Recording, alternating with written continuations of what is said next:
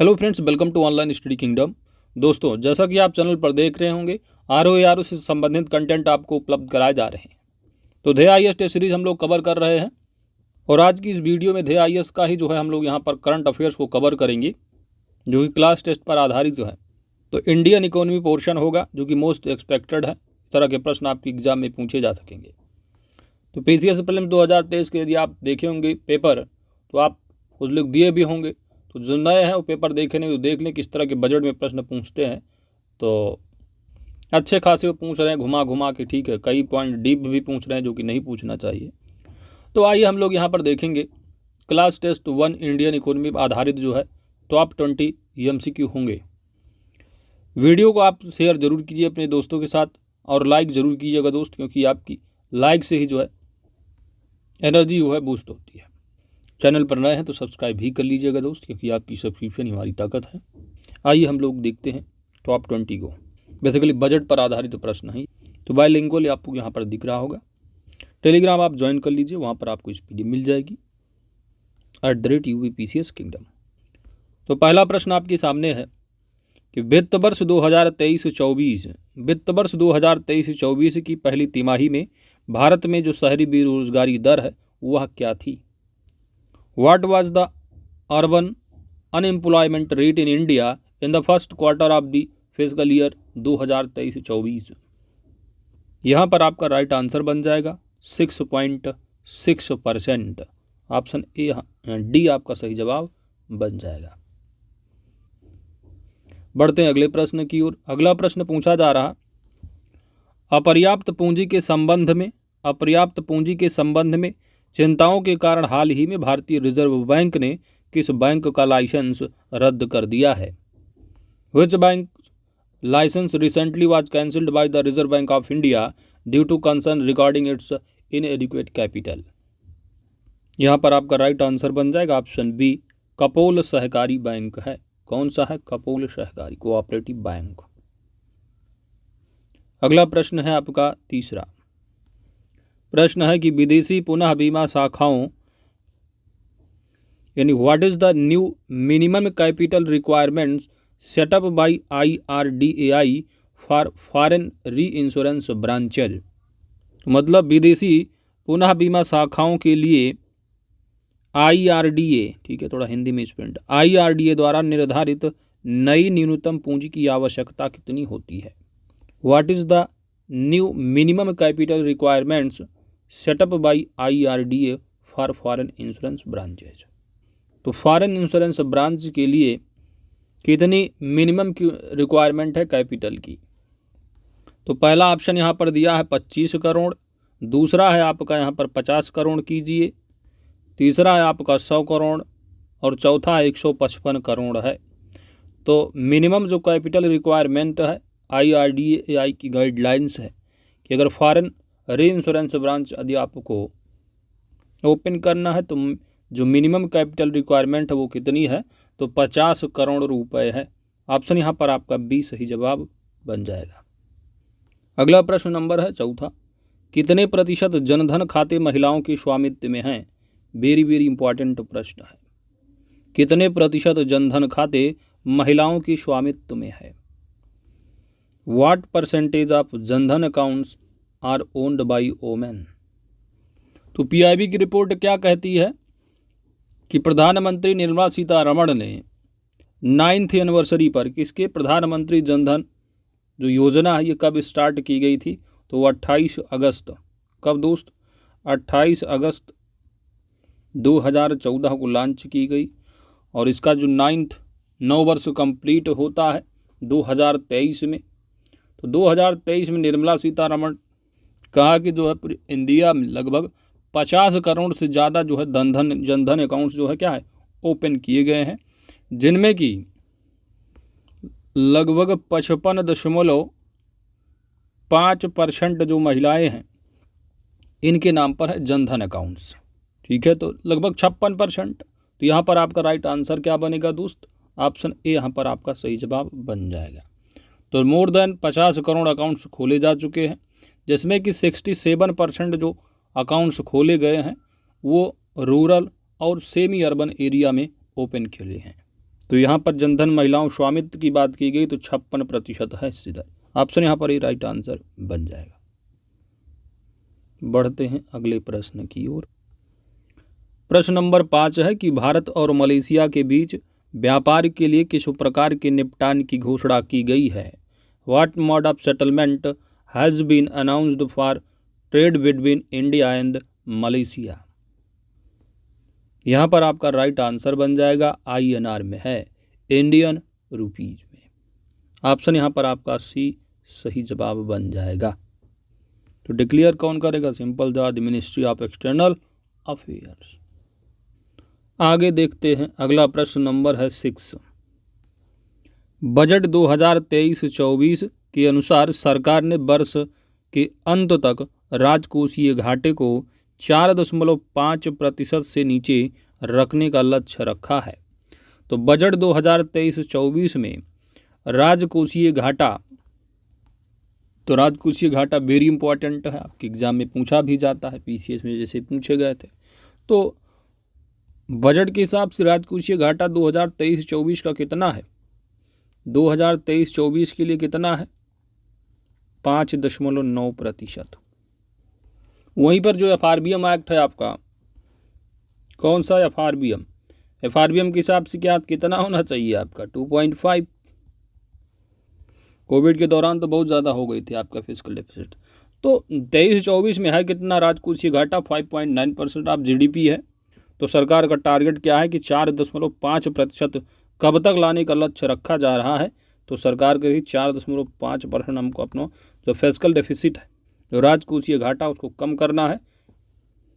राजकोषीय घाटा जब भी आप ज़्यादा होता है तो जानते हो सरकार की जो उधारी है वो ज़्यादा होती है। तो 4.5% कब तक लाना है? 25 से 26 तक बात की गई है, 25 से 26 तक। ऑप्शन यहाँ पर आपका सी राइट आंसर बन जाएगा। तो राजकोषीय घाटा क्या होता है ना, बजट घाटा क्या है, ये सब आपको मालूम होना चाहिए, बेसिक बातें हैं। बजट घाटा तो बहुत आसान है भाई, जितना पैसा सरकार की इनकम एक्सपेक्टेड है, टोटल जो है इनकम हो जाएगी माइनस जो संभावित जो खर्चे हैं एक्सपेंडिचर, उसको माइनस कर देंगे तो बजट घाटा आता है। राजकोषीय घाटा में क्या होता है? जो टोटल इनकम है, टोटल इनकम, और टोटल इनकम वो कौन सी इनकम होनी चाहिए जिसमें कि जो है उधारी ना ली गई हो, यानी मार्केट बारोइंग नहीं होनी चाहिए या कोई लाइबिलिटी नहीं उस पर होनी चाहिए, तभी वो इनकम होगी। उसी इनकम को लिया जाता है टोटल इनकम में। जबकि बजट में क्या है, टोटल इनकम से टोटल एक्सपेंस माइनस करते हैं या टोटल खर्चे जो भी आता है आपका हो जाता है। तो ये सब बेसिक बातें आपको मालूम होना चाहिए। चलिए आगे देखेंगे, जब बजट पढ़ेंगे तो वहाँ पर कवर करेंगे। अभी हम लोग प्रश्न उत्तर को कर रहे हैं। तो राइट आंसर ऑप्शन यहाँ पर दोस्तों सी होगा। कब तक है टारगेट? 4.5%। तो 5.9% है फिस्कल डेफिसिट 2023-24 बजट में। 4.5 करना है, टारगेट है कब तक? 25 से 26 तक।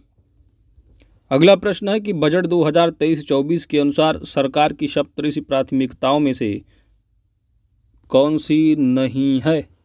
यहाँ पर थोड़ा मिसप्रिंट है। तो बेसिकली जो बजट के जो अमृतकाल तक पहुँचना, जो अमृतकाल आपका को चल रहा है, तो आज़ादी के 75 वर्ष से लेकर के 100 वर्ष तक। 75 वर्ष कब हुआ है? पूरा 2022 में।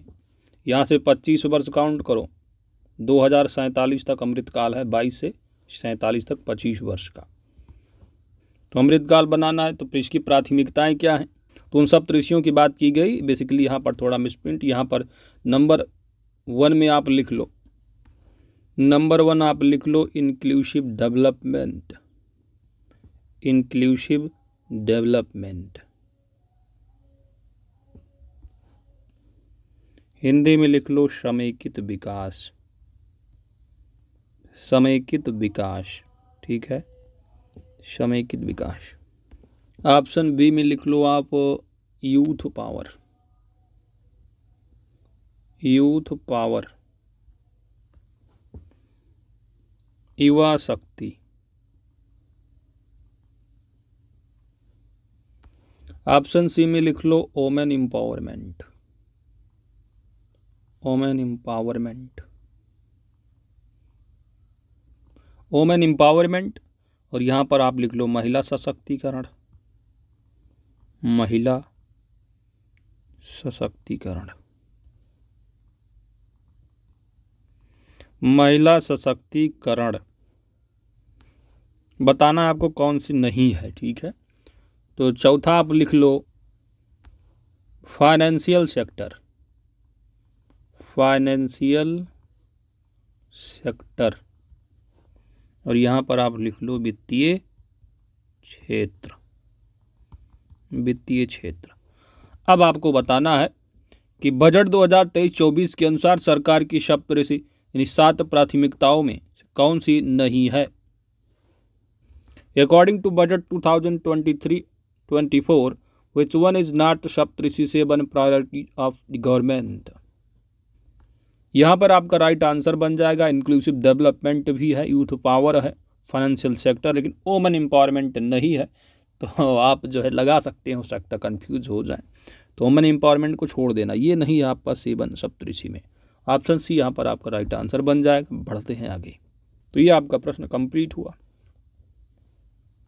अगला प्रश्न है कि जब भारतीय रिजर्व बैंक वैधानिक तरलता अनुपात को, तो यहाँ पर भी बेसिकली क्या है, स्टैट्यूटरी लिक्विडिटी रेशियो की बात की गई है, SLR की।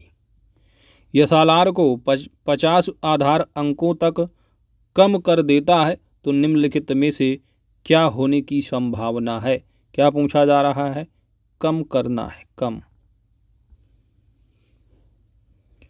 When the Reserve Bank of India reduced the statutory liquidity ratio by 50 basis point, which of the following is likely to happen? SLR को रिड्यूस करने की बात की गई है। तो SLR क्या है, CRR क्या है, RR है ना, ये सब आप बेसिक आपको मालूम होने चाहिए। PCS हो चाहे ROARO हो, जब इसको करेंगे तब आप देखेंगे, ठीक है। अगर आप कुछ भी नहीं पढ़ के जा रहे तो इसकी एक ट्रिक है, SLR बढ़ रहा है, CRR बढ़ रहा है, RR बढ़ रहा है, तो ये सब अगर बढ़ रहे हैं तो आप कुछ नहीं मालूम चल रहा आपको, तो अगर लिक्विडिटी पूछी जा रही है, तरलता बढ़ेगी घटेगी, तो आप इन्वर्स लगा देना, आप चले आना आँख मूंद के, आपका सही रहेगा, है ना। कॉन्सेप्ट नहीं समझ में आ रहा तो आप ऐसे भी कर सकेंगे। तो अगर कम किया जा रहा है तो क्या है, तरलता क्या है, बढ़ जाएगी। ऑप्शन यहाँ पर आपका राइट आंसर बन जाएगा, ठीक है। याद रखिएगा ये सब बातें, है ना। जब भी महंगाई वगैरह जब कम करनी होती है, तो देखिए सरकार रेपो रेट बढ़ा दिया है ना, CRR बढ़ा दिया, SLR बढ़ा दिए।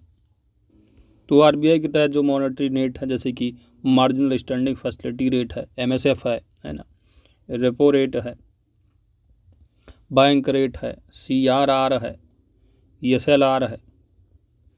तो इसमें देखिएगा अगर अब ये बढ़ाए जाते हैं तो महंगाई भी घटेगी आपकी, है ना।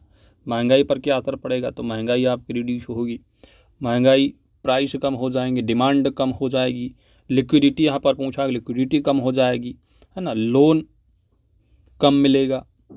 बस एक चीज़ है कि इंटरेस्ट जो है वो बढ़ जाएगा। तो ये सब बातें हैं। आगे बढ़ते हैं। तो यहाँ पर पूछा था SLR का बेस रेट अगर कट करता है तो क्या है, लिक्विडिटी बढ़ेगी। ऑप्शन यहाँ पर राइट आंसर बन जाएगा। नहीं पढ़ के आ रहे हैं तो आप इतनी बातें याद रखेंगे, तब आप आँख मूंद के देख लीजिए कि बढ़ रहा है घट रहा है। लिक्विडिटी पूछा है तो इन्वर्स कर दीजिए, महंगाई पूछा है तो इन्वर्स करिए। अगला प्रश्न है, according to the budget 2023-24 government maximum expenditure is towards.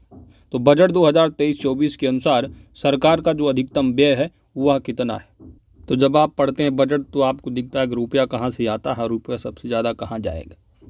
जानते हो राजकोषीय घाटा 5.9% है, तो उधारी जो है सबसे ज़्यादा है, तो उधार और अन्य उधारताओं से पैसे जो है सबसे ज़्यादा आने की बात की गई है। अगर 100 रुपये आ रहा है तो 34 रुपये आपका उधार और अन्य देवताओं से आने की बात की गई है। और जाने की बात यानी अधिकतम जो व्यय करने की बात होगी तो उधारी आएगा ज़्यादा है तो सिंपल सी बात ब्याज भुगतान भी ज़्यादा होगा। तो यहाँ पर ब्याज भुगतान की बात की गई, सबसे ज़्यादा जो है ब्याज भुगतान में है, जो कि 20% है 100% में। इसके बाद 18% जो है वो करों और शुल्कों में राज्यों का हिस्सा है। तो इस तरह है। और PCS में जो पूछा गया था, पूछा गया था कि स्टेटमेंट में पूछा गया था, डीपली पूछ लिया गया, तीसरे चौथे नंबर वाला कि सबसे ज़्यादा सब्सिडी में कितना रहा है ना, इस तरह पूछा गया था। तो यहाँ पर क्या पूछा गया है कि मैक्सिमम एक्सपेंडिचर जो है बजट 23-24 में सरकार कहाँ बता रही, वो है इंटरेस्ट पेमेंट में। ऑप्शन यहाँ पर आपका B सही जवाब बन जाएगा। अगला प्रश्न नंबर है 10, महिला सम्मान बचत पत्र योजना, तो इसी बजट में आई है, इम्पॉर्टेंट है।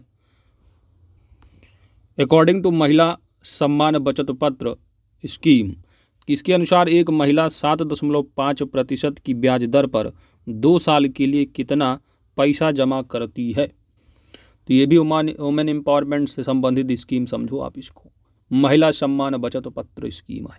तो ये भी आप बजट पढ़ें कि जो महिला सम्मान बचत पत्र स्कीम है जो कि आपका 2 वर्षों के लिए है, 31 मार्च 2025 तक है। तो इस योजना के तहत कोई महिला अपनी ओर से या कोई नाबालिग बच्ची की ओर से अभिभावक द्वारा खाता खुलवा सकती है। और इस योजना में परसेंटेज देख रहे हैं आप, rate of interest, saving account खुलवा लो 2.5%, यहाँ पर कितना 7.5% है। तो 7.5% की ब्याज दर पर जो है ये जो जमा करेंगे 7.5% आपको इंटरेस्ट मिलेगा। तो हाईएस्ट रेट है, समझिए आप 7.5% प्रति वर्ष है, जिसे तिमाही आधार पर खाते में आप जमा कर सकते हो। कोई भी खाता धारक 1,000 से लेकर के 2 लाख रुपए तक अमाउंट जमा कर सकता है। तो राइट अमाउंट क्या बनेगा यहाँ पर 2 लाख, ऑप्शन यहाँ पर आपका बी राइट आंसर बन जाएगा। ठीक है, तो टाइम पीरियड भी याद रखिएगा। महिला बचत जो पत्र योजना आप जानते हो 23-24 के बजट में आया है, तो फाइनेंशियल ईयरिंग 1 अप्रैल 2023 से लेकर के 31 मार्च 2025 तक है। इसमें जाओ अपना खाता खोलो, भाई महिलाओं के नाम पर अपना जमा करो पैसा 2 लाख रुपए तक, 7.5% इंटरेस्ट कमाओ अपना। लेकिन अभिभावक को थोड़ा ध्यान देना होगा, अगर 2 लाख रुपए गया ना तो ब्याज मिलेगा ना तो मूलधन, क्योंकि मम्मी जब ले लेंगी तो देंगी कुछ नहीं। चलिए जोक सपाट आगे बढ़ते। अगला प्रश्न है राष्ट्रीय हाइड्रोजन मिशन है ना, ये राष्ट्रीय आपका जो हरित हाइड्रोजन मिशन है उससे संबंध में गलत कथन की आपको पहचान करनी है, वो फॉल्स कमेंटमेंट। तो फॉल्स कमेंट जो दिए गए हैं इनको बताना आपको गलत कौन सा है राष्ट्रीय हरित हाइड्रोजन मिशन के संबंध में। पहला कथन है कि राष्ट्रीय हरित हाइड्रोजन मिशन की जो नोडल एजेंसी है वो नवीन और नवीकरणीय ऊर्जा मंत्रालय है। तो मिनिस्ट्री कौन सी, न्यू एंड रिन्यूएबल एनर्जी है। पहला कथन बिल्कुल सत्य है।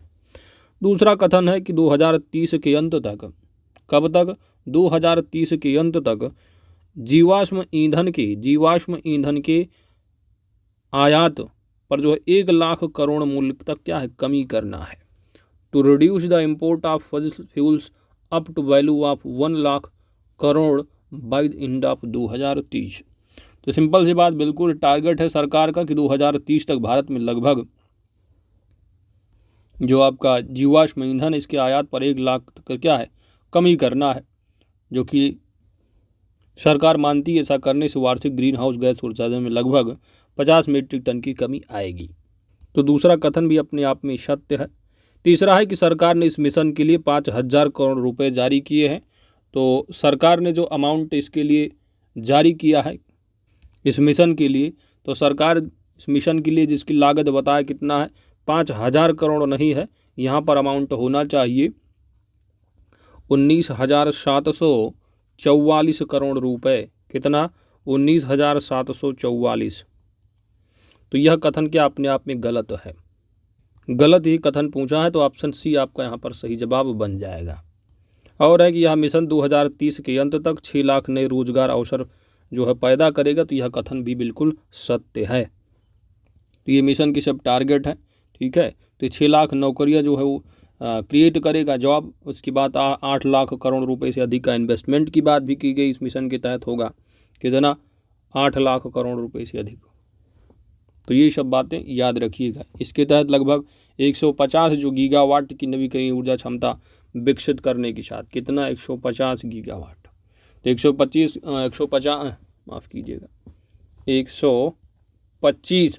गीगावाट की नवीकरणीय ऊर्जा क्षमता विकसित करने के साथ साथ प्रतिवर्ष कम से कम कितना 5 मिलियन मीट्रिक टन जो है हरित हाइड्रोजन उत्पादन क्षमता का विकास भी होगा। 5 मिलियन मीट्रिक टन, गीगावाट कितना 125। तो ये सब बातें गलत पूछा था। तो अमाउंट यहाँ पर कितना है 19,744 करोड़, ना कि 5,000 करोड़। तो सी सही जवाब बनेगा। अगला प्रश्न नंबर 12 है कि लॉजिस्टिक्स प्रदर्शन रिपोर्ट सूचकांक 2023 जो प्रस्तुत किया जाता है, यानी किसके द्वारा जो है वो प्रेजेंट किया जाता है, जारी किया जाता है, आपको बताना है। Logistics performance report index 2023 is presented by, तो IMF है, इंटरनेशनल मॉनेटरी फंड है, वर्ल्ड बैंक है, अंकटाड है और WTO। इन सभी के बारे में आप लोग अच्छे से पढ़िएगा, इंपॉर्टेंट संस्था है। तो बेसिकली जो लॉजिस्टिक प्रदर्शन रिपोर्ट सूचकांक है, ये जारी जो करता कौन है, तो विश्व बैंक है। तो 2010 से जारी कर रहा है, हर 2 साल में जारी किया जाता था। लेकिन हुआ क्या कि 2018 आता है, फिर 2018 के बाद आता है 2020 में कोविड आ जाता है, तो कोविड की वजह से जो है ये रिपोर्ट जारी नहीं की गई, फिर वर्ष 2023 में जारी की जाती है। और यहाँ पर जो इंडेक्स आता है वह इंडिया के रैंक बताता है कि इंडिया जो है वो 38 पोजीशन पर है, 38वें नंबर पर है। जबकि जो 2018 में रिपोर्ट आई थी, 2018 में जो पोजीशन रहा इंडिया की वह 44वें नंबर पर था। तो सुधार हुआ है, क्योंकि जो परफॉर्मेंस इंडेक्स है ये देशों को व्यापार लॉजिस्टिक प्रदर्शन में आने वाली चुनौतियों और अवसरों की पहचान करने में मदद करता है। जैसे कि सीमा शुल्क प्रदर्शन है ना, 6 कारक बेसिकली आधारित हैं इस पर। तो 6 बेस होता है। सीमा शुल्क प्रदर्शन कैसा है, आधारभूत संरचना की गुणवत्ता क्या है, शिपमेंट की सुलभ व्यवस्था क्या है, लॉजिस्टिक सेवाओं की गुणवत्ता क्या है, शिपमेंट की जो समयबद्धता है वो कैसी है। तो ये सब बातें ध्यान रख के जो है लॉजिस्टिक प्रदर्शन रिपोर्ट सूचकांक जारी किया जाता है। तो ये सुधार है, 44वें पोजीशन पर रहा, 2018 में 38वें नंबर पर आ गया है। वहीं पर नंबर 1 कंट्री सिंगापुर है। तो सिंगापुर जो है पहले पर है, दूसरे पर टॉप 3 को याद रखिए, दूसरे पर फिनलैंड है, तीसरे पर जर्मनी है। ठीक है, इंडिया की रैंक 38 है, इसके पहले 44 रही है। तो सुधार है, 6 अंकों का सुधार मार दिया है। पहले 44 पे आप सीधा ऊपर 38 पे जा रहे हैं, हो सकता है टॉप पर पहुंच जाए, होगा, इतनी जल्दी नहीं आ जाए। चलिए आगे देखते हैं। इंडिया एक मामले पहुंच गया है नंबर 1, समझ रहे हैं आप, क्या है, पॉपुलेशन। अगला प्रश्न नंबर 13 है कि रेल मंत्रालय की सहायक कंपनी रेल विकास निगम को मई 2023 में कौन सा किस कंपनी का दर्जा मिला है। Rail Vikas Nigam a subsidiary of rail ministry has got the status of which type of company. तो ज़्यादा नहीं, आप करंट के लिए नवरत्न और जो महारत्न उन्हीं को याद रखो कि महारत्न आप जानते हो 13, नवरत्न 14 है। तो ये 13वीं रही है आपकी ये रेल विकास निगम नवरत्न में। तो नवरत्न में है ऑप्शन यहाँ पर भी राइट आंसर बन जाएगा। नवरत्न में आप जानते हो कुल 14 है। तो भारत इलेक्ट्रॉनिक्स लिमिटेड है,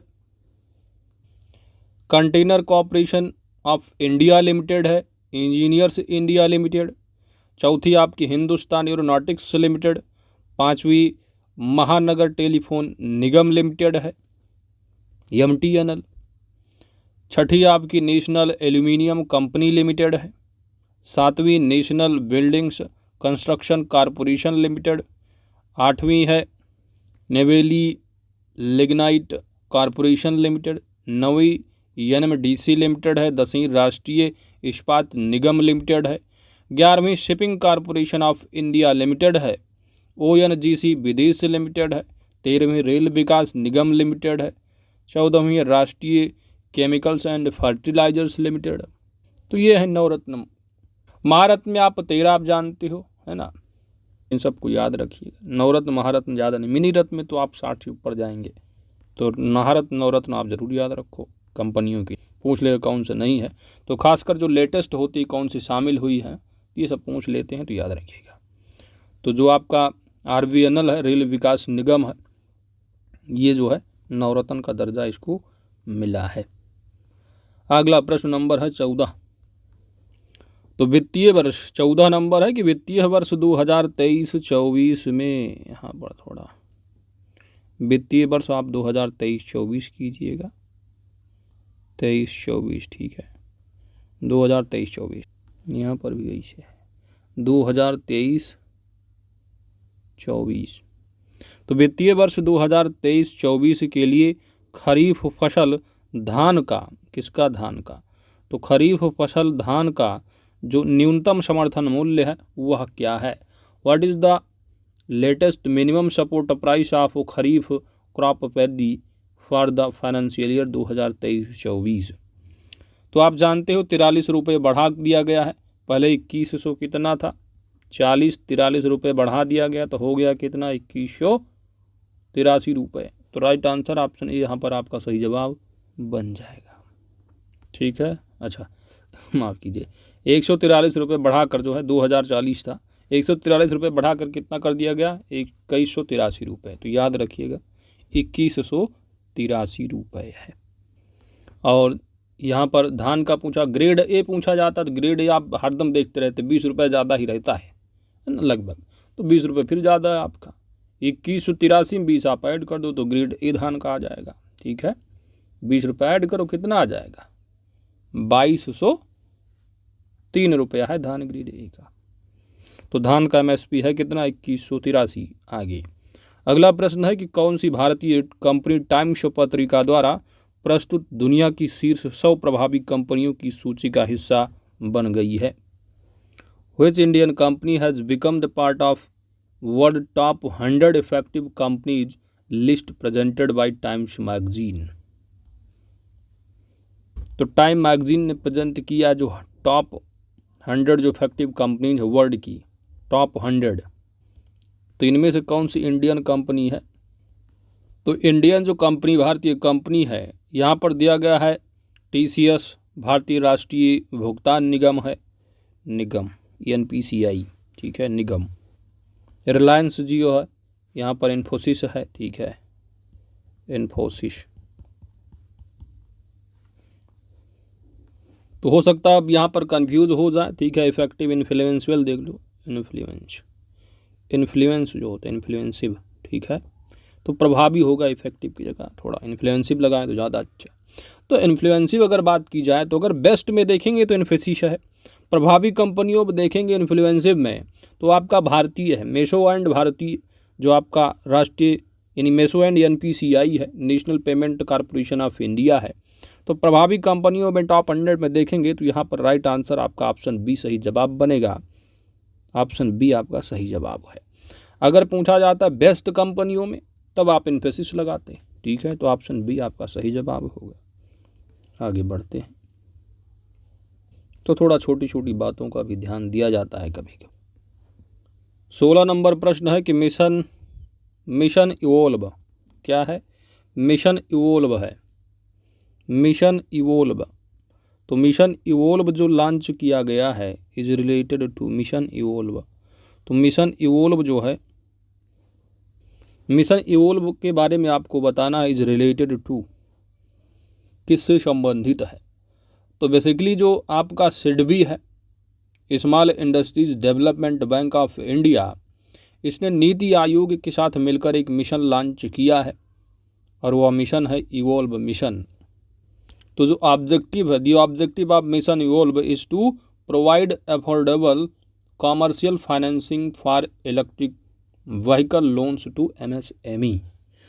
तो providing help to those MSME which are related to electric vehicles manufacturing, उन MSME को सहायता प्रदान करना जो इलेक्ट्रिक वाहन निर्माण से संबंधित हैं।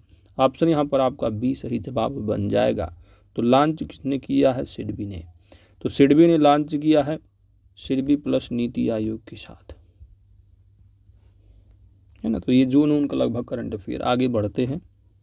अगला प्रश्न है कि नीति आयोग द्वारा प्रस्तुत राष्ट्रीय बहुआयामी गरीबी सूचकांक 2023 के अनुसार कौन सा राज्य शीर्ष 3 में है? शीर्ष 3 में। According to the national multidimensional poverty index 2023 presented by the NITI Aayog which state is among top 3, इनमें से जो है टॉप 3 में कौन सा होगा? तो यहाँ पर आपको देखना है क्या लिखा हुआ है, राष्ट्रीय बहुआयामी। नीति आयोग द्वारा जारी किए जाता है आपका जो national multidimensional poverty index होता है, जबकि जो ग्लोबल है वो आप जानते हो UNDP और जो Oxford poverty and human development initiative है OPHI के द्वारा जारी किया जाता है। तो ये अपने इंडिया का है, तो यह नीति आयोग द्वारा जारी किया गया है। तो यहाँ पर यूपी दिया है, मध्य प्रदेश है, MP, ठीक है, मध्य प्रदेश है ये। तो मध्य प्रदेश है, उड़ीसा, ये सब जो है जहाँ पर कमी आ रही है उन टॉप में शामिल होने वाले हैं यूपी, मध्य, उड़ीसा, है ना। लेकिन टॉप 3 में कौन सा पहुँचा है यहाँ पर, तो ये मेघालय है। ऑप्शन यहाँ पर आपका सी राइट आंसर बन जाएगा। अगला प्रश्न पूछा यहाँ पर, कौन सी कंपनी भारत की नवीनतम महारत्न कंपनी बन गई है। नवीनतम महारत्न कंपनी, महारत्न, ठीक है, तो महारत्न कंपनी है, कौन सी बनी है आपको बताना है। और यहाँ पर राइट आंसर बनेगा oil India limited, option B सही जवाब बनेगा। अगला प्रश्न है कि G7 का जो 49वां सम्मेलन था वो कहाँ पर हुआ है। यहाँ पर राइट आंसर बन जाएगा हिरोशिमा, जापान है। अगला प्रश्न है कि अंतिम प्रश्न भी है कि मई 2023 में जारी राष्ट्रीय सांख्यिकी कार्यालय के अंतिम अनुमान के अनुसार भारत की जो जीडीपी वृद्धि दर है, जीडीपी जो वृद्धि दर है वह कितनी है। According to the provisional estimate of national statistics office released in May 2023, GDP growth rate of India is estimated to. तो मई में जारी आंकड़ा रहा है, तो मतलब पिछले वर्ष का रहा होगा, Q4 का, है ना। तो उसका जो जीडीपी रहा है Q4, जनवरी, फरवरी, मार्च, सिंपल सी बात। तो दैट टाइम ऑप्शन यहाँ पर आपका बी राइट आंसर बन जाएगा, 7.2%। तो इसी तरह टॉप 20 प्रश्नों का जो है समाकलन रहा है। आप जो है वीडियो को लाइक ज़रूर कीजिएगा दोस्त, अपने दोस्तों के साथ शेयर करना मत भूलिएगा। चैनल पर नए हैं तो सब्सक्राइब भी कर लीजिएगा। PDF के लिए टेलीग्राम ज्वाइन को आप जरूर ज्वाइन कर लीजिएगा, वहाँ पर मिल जाएगा। Thanks for watching.